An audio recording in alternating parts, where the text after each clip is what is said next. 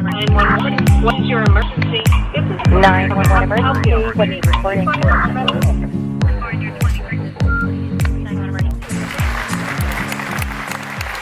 Hello, welcome to We Speak Dispatch. I'm John here today with Doug in the corner, Joe in the other. Hello. Jill, who's going to joining us from tropical outside, and our special guest is Julie. Julie, tell us about yourself real quick before we get into things. Hi there. So happy to be here. Thanks for having me. My name is Julie Berthloat. I am the ECC Engagement Manager at RapidSOS for the Great Lakes region. So I cover 5 states, Wisconsin, Illinois, Indiana, Ohio, and Michigan. And in my previous life, I was a 911 dispatcher in Central Washington State. So I did that for approximately 7 years, almost 10 years total in public safety, though, at the local level in Washington State. And then at some point in my career, I decided to go to the private side. And so I actually trained CAD software for Motorola for almost 5 years before I came to RapidSOS. And I've been with RapidSOS for the last year and a half. Okay, so you've been with at least 2 companies in the private, Motorola and now Rapid, right? It sounds almost like she can't hold a job, but I'm just saying. Oh, okay. With that being said, we're continuing our series of topics of going from 911 and transitioning to the private industry, or transitioning from the private into 911. But we're going to kind of focus on the former because, Julie, that's your work history kind of thing. So the first question I have for you deals with leadership. What does the leadership style differences or similarities between the public and 911?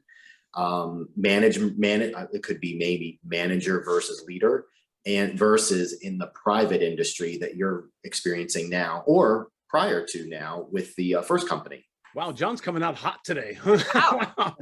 I was going to say, that's a tough question, right? No warm up. Yeah, it's right in. Here we go. Hey, you know what? When you're hosting, you're on fire. Let's do it. All right. So thinking quickly here. Easy question. Easy. It's easy. Come on.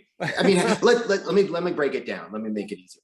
Have you noticed a different style between the managing, leading of a 911 agency versus private with the 2 companies that you've been experienced with? Absolutely. In the public sector, I think, and it could be different in center to center, of course, but what I'm remembering the most from my day-to-day, operations is that we were always just trying to do the best job we could day to day. And so essentially there was not there was an initiative or a drive specifically. It was just to do, top-notch quality service on every single call and care for our community and provide the best services we could. And as long as all of our officers and first responders went home safe at the end of the day, and, we got help needed, with the best, most kind and caring customer service we could for every call, that was a good day. Now in the private side, there are initiatives, right? So there are, more stipulations as to, when I was training for Motorola, sometimes, they were more sensitive about overtime or costs or things like that. And so your customer service, you have to gauge it kind of differently. With RapidSOS, I don't really feel that way. We work a lot of hours, but we absolutely love what we do. But there are more drives for, partners, sharing partner information or that kind of thing. So leadership styles, definitely in the public safety sector, were more laid back, in my opinion, whereas in the private side, there are company overhead kind of drives and initiatives that you have to pay attention to, and you have to factor that into the job that you're doing, thinking of those things. John, I would also like to touch base on that. Yeah, I've done it in both places. And I would say in private industry, you're not managing people that belong to a union. And in some public places, you're managing people that are in a union. So I think they're almost completely different. And for those reasons, and one of the things in the private part that I worked at was all these call statistics, which is now coming into 911 centers, but this was 12, 15 years ago, where we started to measure how long you're on the phone. How long does it take to answer? How long does one person talk on the phone versus somebody else talk on the phone? How many supervisor calls does one person get versus the next person? Why are they getting those? And then the interesting thing for my private was what we call the call wrap up. Yeah. And it started at 5 minutes, where they had 5 minutes where their phone won't even ring for the next call, where they could note the account. Mm-hmm. And over time, we took that all the way down to 0. Because they would note the account and then talk to the customer and say, this is what I understand about your call, and this is how I've noted your account. Is there anything else I can do for you? The customer says no. Boom, they're back in the queue after they hit close the account. So we went from 5 minutes to 0 based on some training and doing things a little bit differently. And then taking those things and improving your 911 center about how long people stay on the phone, how many times they're getting supervisor calls, what's their attitude, their tone, are they getting quality assurance and scored calls, and using the data that comes into a 911 center to improve the center itself. It just truly taught me a lot.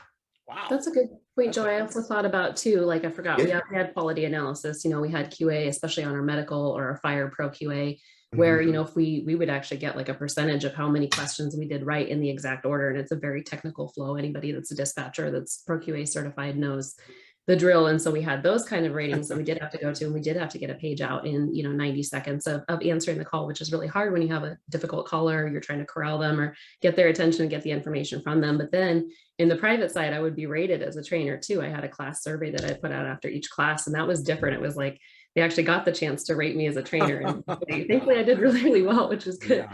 But, you know, the public doesn't necessarily get that either. It's either a good call or a bad call, depending on the outcome or how quick you get help there, or whether the patient lives or dies. And so, yeah, it is totally different sometimes. And yet, yeah, it's quite a switch. How's that stress level going from you? I mean, you obviously did EMD and EFD and all that stuff. I mean, those are, I've never done EMD before, but just to watch people that have done it, it's really, to me, it sounds extremely difficult. How does it feel going from that to just a regular, now you're doing like a sales call or you're doing some kind of follow-up with somebody? Do you feel that sense of urgency still, like, I got to get this information from this person, or just not? No, not quite as much. I mean, when you're sitting in the chair and, you know, you're doing CPR in progress, whether it be on an adult or a baby, and you're trying to follow the card right. I know sometimes I would start to like hop to the wrong section. So again, I'm talking about when I was doing pro QA calls, but you'd start to, you're trying to read a flow chart. So ours wasn't on the computer where you just clicked questions and they popped up. You actually had to follow this flow chart. And have you ever seen those crazy flow charts that are like, you know, should you do this at your wedding? If yes, you know, then no. And if no, then yes. And you could go all over the place. That's kind of what it's like. And so when you start to shift to the wrong thing and you catch it, then you have to, like, you know, you're starting to give instructions, then you got to hop back and you're like, oh, wait, I'm sorry. You know, but either way, you're going to be dinged a point on your QA. So Doug, for me with that question, I just want to answer this real quick. I mean, we deal with emergencies and giving CPR, but I tell you what, if ABC or ESPN went out, those people are ticked off, and it is an emergency to them if the right show is on when it goes out. So we handle them with as much urgency as we possibly could. That's the thing. Wow.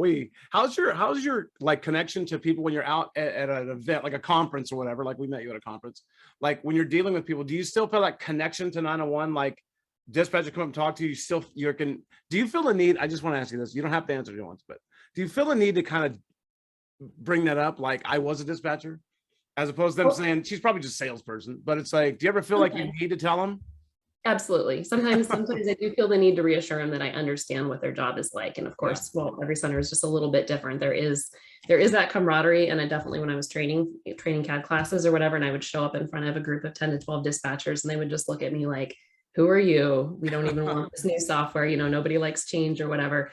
I would quickly establish a rapport within the first 5-10 minutes. As soon as I dropped that information, I could just see the room relax, and they're kind of like, okay, she gets it. This isn't going to be horrible. And then built some really awesome lifelong friendships. I still run into those people at conferences. Still have relationships with people that I trained 4 or 5 years ago for Motorola. It's really awesome to keep those friendships. Because that's the thing. I think a lot of times at conferences, I meet vendors that have absolutely no connection to 901. I mean, they're salespeople, and I'm like, here they're telling how great this product's going to be for you, and how great. And I'm like, you've never even been in a comm center. You don't know what it's like. So, do you get to go visit comm centers around when you're doing rapid? Do you get to go into the comm centers and go like, I want to watch what's going on, or help them, or do whatever? Or... I was hired right at the end of COVID, so I didn't get a chance to travel very much, but with Motorola, I was in a different comm center every week. And so it was Monday through Friday. Mondays, I'd come home Fridays, and I trained Tuesday, Wednesday, Thursday in the comm center. I mean, not necessarily on the floor, but you know, in the building or whatever. And so I did, and then go lives and stuff. So probably every 6 weeks or so, I was on the dispatch floor, either day shift, graveyard shift, something like that, for a night shift, working directly with dispatchers, taking live calls. So that kind of that's kind of my little fix that I still get for 911 dispatch. I wish I could go work a part-time shift somewhere. I miss it so much. I I'm miss sure that Joe sense would of- hire you right now. So it's like, I want to go up there. Well, actually, my shift is hiring. Oh, there you go. You just might come just to my shift. She You don't is even- closer to the Midwest region. She's the well. Great Lakes regional manager. I mean, I was going to be close. There And if are that's the direct case, flights. Jill's hiring, and that's in Tennessee. So you know, but that's in a I bank. actually, I'm gonna say yeah, and Amy's actually the region manager for the area. I was the Western region manager, but when I moved here to Illinois to be with my fiance and my stepkids to be in a couple of months, and so I took a position, a smaller position, but working more directly with ECCs, and I'm really excited about that because I just want to talk dispatcher to dispatcher and dispatcher to contractor. So. Yeah. I mean, Yeah, I would think, It's kind of what- go ahead, Jill, go ahead. Oh, I did want to kind of, Doug was asking about like what it's like dealing with the public after being in 911. And for me, the facial expression was a big thing because you spent 10 years talking on a phone and you didn't have to worry about your facial expressions. But then I also learned I could take a 10-minute story and knock it down to two sentences or a 2-second thing. So I've really applied that to my job now where I'm able to kind of quickly determine what somebody needs just by asking the correct questions. And I ask those questions. Like sometimes people are like, I can't believe you asked that, but I don't care, whatever. So I think that's, I'm I think concerned that's about like, what questions you're asking the public. I learned not to ask some of them get a little, I don't want to know the answer sometimes, but, Wow. but yeah, I have the whole questioning things and being able to like take those long things and cut them down and really figure out what people want are like two of the skills that I don't think you can just necessarily, it's not something you have, you just kind of learn it over time. So I do appreciate that. And like Julie, I miss the 911 center. I would go back in a heartbeat if I could. I really would. But like going to conferences and talking to people and doing We Speak Dispatch gets my fix and I'm happy. And like, I still get to help people, but just in a different way. Yeah. And like you You said, kept the nosiness of 911. That will never go away. no, I know. I'll always be nosy too. I really will. I always want to know what's going on. Nice. I think that really was an important question though, because it's really important to establish that rapport and that trust and safety with your customers or whatever, even on the private side. And so they're not going to trust you if you don't know what the job is like, if you don't understand it. I mean, I'm not saying they won't per se, you might be able to build that, but it's going to take a lot longer. And I think there is definitely kind of an almost instant rapport that you get from knowing somebody else has sat in that seat for, relatively significant. I mean, if I was dispatcher for 90 days and I just quit or something and I told people that, I think they'd kind of be like, okay, they wouldn't want to. Well, we've seen that at conferences where people have a very limited career and it's like, you were barely in dispatch and you're here telling us how to do it. It's like, really? That doesn't really Oh work like yeah. that. So, Or not at all. yeah. So it's to me, it's nice when we meet people that were in 901 and gone public or private sector or the reverse, because you get to take so many good skills that we develop in dispatch out there. I mean, like you said, how to handle calls, how to stop somebody from rambling and getting the right information right there and following protocols, whatever you got. I mean, that's the biggest part of our job is, I think, kind of handling things in a multi-faceted way. I mean, you got so many other things going on. I mean, I'm so lucky. I never did EMD, thank God. But it's like I didn't follow these protocol things, and I can't even imagine. It sounds really difficult. I don't want a part of it. Depends on the call. What skill set, Julie, would you say that you've taken from the 911 center and applied to your job at RapidSOS? Wow, good one. That is a good question. I have to think about that a little bit. I guess the easiest one to go with would be customer service. So Jill was mentioning earlier how you had to kind of learn to have a face, or some people have to learn more that, oh, now my face is visible. For me, that wasn't really something that I ever struggled with in 911. I mean, I think everybody gets frustrated, or you have a nasty caller and after you hang up, you might, experience some emotions, whether it's frustration or, gosh, I can't believe how ridiculous that seems, that complaint right after I just took a really serious emergency or something. But customer service has always been at the core of my being. That's been one of my really strong skill sets or whatever. So no matter how nasty the caller was, it's not hard for me to control my tone and keep a very polite, even tone, empathize with the caller if needed. And so that's something that carried through from 911 to RapidSOS, because I think it's just kind of built in my core being, but that was the easiest one I could think of. Sorry, I'll have to think. I would love to see somebody who went from 911 to the public sector when somebody in front of them is saying something really stupid and you're like, go ahead. You're like, wait a minute, sorry, I didn't hit mute. Right. I know. I never really trusted the mute button. That was one of the I things. didn't either. You're safe if you just don't trust it and you just don't roll your eyes or you don't say something under your Yeah. breath if you're muted, because you never know how that's going to turn out. And thankfully, I Yeah. never really had any bad open mics because of that. Open So, mics. Oh God. yeah, hot mics, they can get you in trouble. Oh my, wow. Do you ever, when you're out like selling product, I mean, and that's kind of your thing, you're selling the products, but it's like when you're doing that, what is the like feedback from dispatchers who are using your products? I mean, because we get a lot of different vendors and stuff like, there's a lot of people out there selling stuff for dispatch. Yeah. And sometimes they get stuff that they really don't use completely. You know, they get like some product and they're like, oh, it does this. And you're like, it does so many other things besides that, but the agency has chosen not to show you all these things. Like we had at where I used to work, we had a vendor come in and put in this great phone system and it looked great. And so we were like, what are all these features? And the people from the actual phone place were saying, it has all these things to do all these things. I'm like, where are they? And they're like, well, they're hidden. Your agency doesn't want you to use them. I'm like, Right, yeah, been there. it's like, oh my God. Yeah. And part of that could be trouble too in the implementation process. If the in the implementation process before it came down to the end user training, if the trainer didn't explain how this could be used or really kind of do their research on the agency to try to see how this could be of a benefit to help kind of tailor to their processes, or if they didn't have the capability to do that before, if that would be helpful, then unfortunately things like that can slip through the cracks. And so that was really frustrating for me if I didn't do the implementation training for the agency, but I showed up as an end user and I'm like, hey, pull up SI something, pull up this or whatever. And they'd be like, oh, I don't know what that is. We weren't taught it in end user training. Maybe the person that was doing kind of the implement setup admin training or whatever just either didn't cover it with the agency to show it to them, or said, oh, you don't want to use this, without really seeing if it can work for them. That can be really frustrating as on the private side, as a trainer or whatever, showing up later and saying you weren't shown how to use that, or I can think of a million ways outside of the box that this feature in this module of the software that you already paid for would be really helpful to you. So that's just kind of going back on Motorola. As far as RapidSOS, the feedback that we get is pretty awesome. So, not sitting here trying to still. Yeah. I'll be editing that out right now. So it's a cut. The best part of RapidSOS is that it's free to public safety, and we have always been free to public safety. And so our feedback is really, really good for the most part for those people that are actually using us, because they know we're providing it at no cost to them, because we're so invested in the mission of getting this information into their hands so they can get it to their first responders in the field. One of the biggest complaints that I do hear from people that don't use like the portal or whatever and just use location information through integrations is they say, oh, it's just another thing to log into. And we know that screen real estate is kind of at a premium in dispatch. You already have so many screens you have to monitor, and thankfully monitors are getting cheaper, and so we can have more in front of us, but there's still a limit to how many you can monitor. And so people think like, I don't have a separate screen to just dedicate to that. So we just tell people, like, even if you can just be logged in, even if you have another tab open and you're using another program on top of it, when it comes down to any question of location or whether there's supplemental data, just then pull up the tab and log in. But overall, our feedback is overwhelmingly great, which is pretty awesome. It's a pretty awesome company to work for when just about 99.9% of people are happy with your products. So we use the product. We would Go ahead, echo those sentiments, Doug. We would absolutely echo those sentiments. We've been using the product for a while, and all the dispatchers there where I work do definitely like it. yay, that's awesome to hear.